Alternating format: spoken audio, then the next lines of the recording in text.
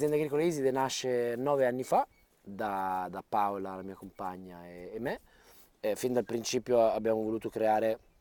più che un'azienda agricola classica, un ecosistema di possibilità dove diverse persone potessero prendersi responsabilità di un'area produttiva piuttosto che un'altra. Fin dal principio quindi abbiamo lavorato con internship con volontari che venivano in azienda, uno per conoscerci, per vedere il lavoro che stavamo facendo e per avvicinarsi potenzialmente ad una, tra virgolette, posizione di responsabilità all'interno dell'ecosistema. Dopo 9 anni siamo riusciti a creare questo ecosistema di cui parlavamo. Siamo arrivati, siamo 7 persone, ognuno di noi svolge delle funzioni a livello di ecosistema completamente diverse. Il principio quindi è che ci siano diverse attività che si intrecciano tra di loro, si potenzino tra di loro e permettono anche un'ottimizzazione dell'utilizzo delle risorse, della meccanizzazione, degli spazi. Come produzioni ci definiamo un sistema agrosilvo pastorale, per cui abbiamo tutta la componente zootecnica, pecore, asini ed avicoli, a breve dovremmo anche avere dei bovini, abbiamo le api, alberi di diverso tipo, per cui c'è la parte di olivicoltura, abbiamo frutticoltura, piccoli frutti e tutta una parte di arbore di supporto da una parte, per cui nei sistemi agroforestali, sia per la produzione di ombra che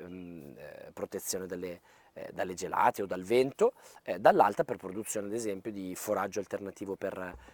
le bestie, di base in tutto il periodo dell'anno, visto che abbiamo anche l'ulivo che per noi è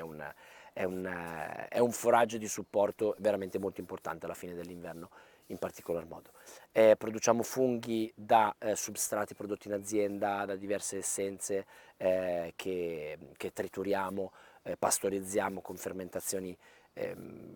lattiche e dopodiché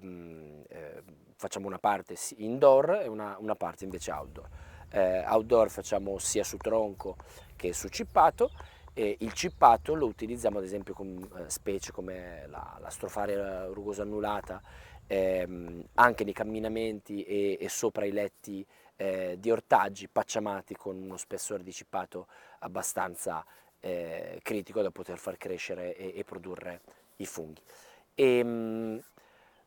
sulle strutture aziendali abbiamo impostato anche lì tutto quanto con un approccio agroecologico, per cui riutilizzo di materiali, riciclo,